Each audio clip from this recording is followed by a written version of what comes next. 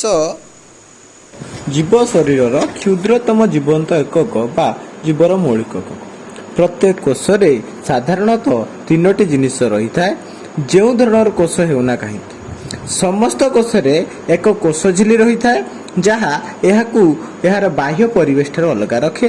Cytoplasm, ଯାହା ଏକ jelly ଭଳି ତରଳ ପଦାର୍ଥ, ଏବଂ ଡିଏନ୍ଏ, ଯାହାକି ଏକ ଆନୁବଂଶିକ ପଦାର୍ଥ। ମୁଖ୍ୟତଃ କୋଷଗୁଡ଼ିକୁ ଦୁଇ ଭାଗରେ ବିଭକ୍ତ କରାଯାଇଥାଏ। ପ୍ରଥମଟି ହେଉଛି ସୁନେଷ୍ଟୀୟ କୋଷ, ଯେଉଁଥିରେ ନ୍ୟଷ୍ଟି ଓ ଅନ୍ୟ ସ୍ୱତନ୍ତ୍ର ଅଙ୍ଗିକା ରହିଥାଏ। ଏଗୁଡ଼ିକ ଅଧିକ ପ୍ରଗତିଶୀଳ ଓ ଜଟିଳ କୋଷ ଅଟନ୍ତି, ଯାହାକି ଉଦ୍ଭିଦ ଓ ପ୍ରାଣୀମାନଙ୍କ କ୍ଷେତ୍ରରେ ଦେଖାଯାଇଥାଏ। ଦ୍ୱିତୀୟଟି ହେଉଛି ପ୍ରାକ୍ନିଷ୍ଟୀୟ କୋଷ। ଏଗୁଡ଼ିକରେ ନ୍ୟଷ୍ଟି ନଥାଏ ଏବଂ ଆବରଣଯୁକ୍ତ କୋଷ ଅଙ୍ଗିକା ମଧ୍ୟ ନଥାଏ, ଯଦିଓ ଏମାନଙ୍କ ମଧ୍ୟରେ ଜେନେଟିକ୍ ମେଟେରିଆଲ ଥାଏ, କିନ୍ତୁ ଏହା ନ୍ୟଷ୍ଟି ମଧ୍ୟରେ ଆବଦ୍ଧ ନଥାଏ। ପ୍ରାକ୍ନିଷ୍ଟୀୟ କୋଷଗୁଡ଼ିକ ସର୍ବଦା ଏକକୋଷୀ ଜୀବ, ଯେପରିକି ବ୍ୟାକ୍ଟେରିଆ ଇତ୍ୟାଦିରେ ଦେଖାଯାଇଥାନ୍ତି। ଏବେ ଆସ ଦେଖିବା କୋଷ ଅଙ୍ଗିକା କ'ଣ। ଅଙ୍ଗିକା ଅର୍ଥ ଛୋଟ ଅଙ୍ଗ। ଅଙ୍ଗିକା ଗୁଡ଼ିକ କୋଷ ମଧ୍ୟରେ ସ୍ୱତନ୍ତ୍ର ଅଂଶବିଶେଷ, ଯାହାର ସ୍ୱତନ୍ତ୍ର କାର୍ଯ୍ୟ ରହିଥାଏ। ଏବେ ଆମେ ଦେଖିବା ନ୍ୟଷ୍ଟି ବିଷୟରେ, ଯାହାକୁ କୋଷର ନିୟନ୍ତ୍ରଣ କେନ୍ଦ୍ର ବା କଣ୍ଟ୍ରୋଲ ସେଣ୍ଟର କୁହାଯାଏ। ଏହା ଡିଏନ୍ଏ ବା ଆନୁବଂଶିକ ପଦାର୍ଥକୁ ବହନ କରିଥାଏ।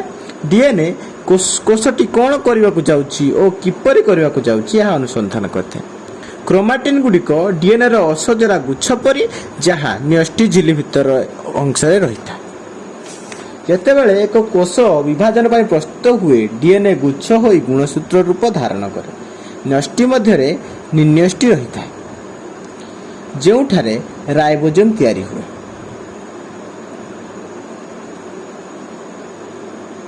ରାଇବୋଜୋମ ଗୁଡ଼ିକ ନ୍ୟଷ୍ଟିରୁ ବାହାରିବା ପରେ ସେଗୁଡ଼ିକୁ ପ୍ରୋଟିନ୍ ବା ପୁଷ୍ଟିସାର ତିଆରି କରିବାକୁ ପଡ଼େ।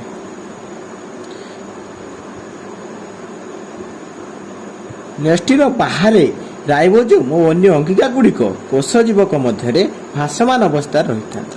ରାଇବୋଜୋମ ଗୁଡ଼ିକ କୋଷ ଜୀବକ ମଧ୍ୟରେ ମୁକ୍ତ ଭାବରେ ଘୁରି ବୁଲୁଥାନ୍ତି କିମ୍ବା ଏଣ୍ଡୋପ୍ଲାଜମିକ୍ ରେଟିକୁଲମ୍ ସହ ସଂଶ୍ଳିଷ୍ଟ ହୁଅନ୍ତି।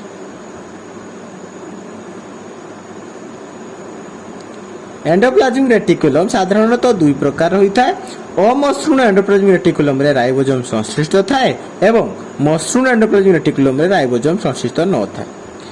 ଏଣ୍ଡୋପ୍ଲାଜମିକ୍ ରେଟିକୁଲମ୍ ଏକ ଆବରଣଯୁକ୍ତ ପରିବହନ ବ୍ୟବସ୍ଥା, ଯାହା ରାଇବୋଜୋମ ଦ୍ୱାରା ସଂଶ୍ଳେଷିତ ପୁଷ୍ଟିସାର ଆଦିକୁ ପରିବହନ କରିଥାଏ। ପୁଷ୍ଟିସାର ଓ ଅନ୍ୟାନ୍ୟ ପଦାର୍ଥ ଏଣ୍ଡୋପ୍ଲାଜମିକ୍ ରେଟିକୁଲମ୍ରୁ ଛୋଟ ଛୋଟ ନିଧାନୀ ରୂପରେ ବାହାରି ଗୋଲ୍ଗି ବଡି ମଧ୍ୟରେ ପ୍ରବେଶ କରେ।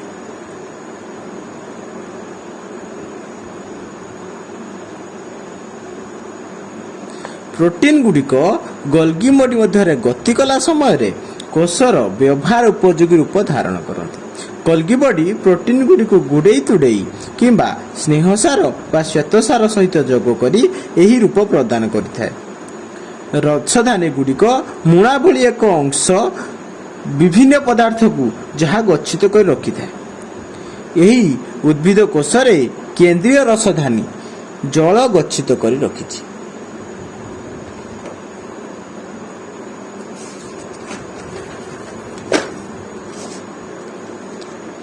ଉଦ୍ଭିଦ କୋଷରେ ଆମେ ଲାଇସୋଜୋମ ଦେଖିବାକୁ ପାଉ। ଏହାକୁ କୋଷର ପାଚକ ଥଳି କୁହାଯାଏ। ଏହା କୋଷର କ୍ଷତିଗ୍ରସ୍ତ ଓ ରୁଗ୍ଣ ଅଂଶଗୁଡ଼ିକୁ ପାଚକ ଏଞ୍ଜାଇମ୍ ସାହାଯ୍ୟରେ ପଚନ ଘଟାଇଥାଏ। ମାଇଟୋକଣ୍ଡ୍ରିଆକୁ କୋଷର ଶକ୍ତି କେନ୍ଦ୍ର କୁହାଯାଏ। କୋଷୀୟ ଶ୍ୱସନ ସମୟରେ ମାଇଟୋକଣ୍ଡ୍ରିଆ ଏଟିପି ଅଣୁ ତିଆରି କରେ, ଯାହା କୋଷର ସମସ୍ତ କାର୍ଯ୍ୟ ପାଇଁ ଶକ୍ତି ଯୋଗାଇଥାଏ। ଯେଉଁ କୋଷଗୁଡ଼ିକୁ ଅଧିକ ଶକ୍ତି ଦରକାର କରନ୍ତି, ସେଗୁଡ଼ିକରେ ଅଧିକ ମାଇଟୋକଣ୍ଡ୍ରିଆ ରହିଥାଏ।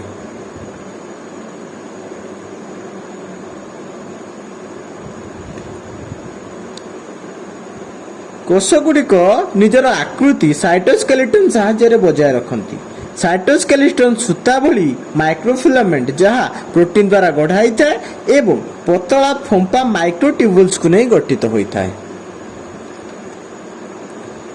କିଛି ଫଟୋ ଅଟୋଟ୍ରଫିକ୍ ଅର୍ଗାନିଜମ୍ ଯେମିତିକି ଉଦ୍ଭିଦ ଯେଉଁମାନେ ଶକ୍ତି ପାଇଁ ସୂର୍ଯ୍ୟ କିରଣ ଉପରେ ନିର୍ଭର କରିଥାନ୍ତି ସେମାନଙ୍କ ମଧ୍ୟରେ କ୍ଲୋରୋପ୍ଲାଷ୍ଟ ନାମକ ଏକ ଅଙ୍ଗିକା ରହିଥାଏ। କ୍ଲୋରୋପ୍ଲାଷ୍ଟରେ ହିଁ ଆଲୋକ ଶୋଷଣ ପ୍ରକ୍ରିୟା ସଂଗଠିତ ହୋଇଥାଏ। ଏହା ସବୁଜ ରଙ୍ଗର ହୋଇଥାଏ କାରଣ ଏଥିରେ ପତ୍ରହରିତ ନାମକ ସବୁଜ ରଙ୍ଗର କଣିକା ରହିଥାଏ। ଉଦ୍ଭିଦ କୋଷମାନଙ୍କରେ କୋଷ ଝିଲ୍ଲିର ବାହାରେ ଏକ କୋଷ ଭିତ୍ତିର ଆବରଣ ରହିଥାଏ ଯାହା କୋଷକୁ ସୁଦୃଢ଼ କରିବା ସହ ଏହାକୁ ସୁରକ୍ଷା ପ୍ରଦାନ କରିଥାଏ। ପ୍ରାଣୀ କୋଷ ଗୁଡ଼ିକରେ କୋଷ ଭିତ୍ତି ନଥାଏ। ଏମିତି କିଛି ସଂରଚନା ଅଛି ଯାହା କେବଳ ନିର୍ଦ୍ଦିଷ୍ଟ କୋଷରେ ଦେଖାଯାଏ। ମନୁଷ୍ୟର ଶ୍ୱାସତନ୍ତ୍ରରେ ଥିବା କୋଷ ଗୁଡ଼ିକରେ ସିଲିଆ ରହିଥାଏ। ଏଗୁଡ଼ିକ ଅତି କ୍ଷୁଦ୍ର କେଶ ଭଳି ହୋଇଥାନ୍ତି ଯାହା ତରଙ୍ଗାୟିତ ହୋଇ ଗତି କରିଥାଏ। ଏହା ପ୍ରଶ୍ୱାସରେ ଭିତରକୁ ଚାଲି ଯାଇଥିବା ଅଦରକାରୀ ପଦାର୍ଥକୁ କାଶିବା ସମୟରେ ବାହାରକୁ ବାହାର କରିବାରେ ସାହାଯ୍ୟ କରିଥାଏ। ସେହିପରି କିଛି ବ୍ୟାକ୍ଟେରିଆରେ ଫ୍ଲାଜେଲା ନାମକ ଅଙ୍ଗ ଦେଖାଯାଏ। ଫ୍ଲାଜେଲା ଗୁଡ଼ିକ କ୍ଷୁଦ୍ର ଲାଞ୍ଜ ଭଳି ହୋଇଥାନ୍ତି ଯାହା ବ୍ୟାକ୍ଟେରିଆକୁ ଗତି କରିବାରେ ସାହାଯ୍ୟ କରିଥାଏ। ମନୁଷ୍ୟ ଶରୀରରେ କେବଳ ଶୁକ୍ରାଣୁ କୋଷରେ ଫ୍ଲାଜେଲା ରହିଥାଏ।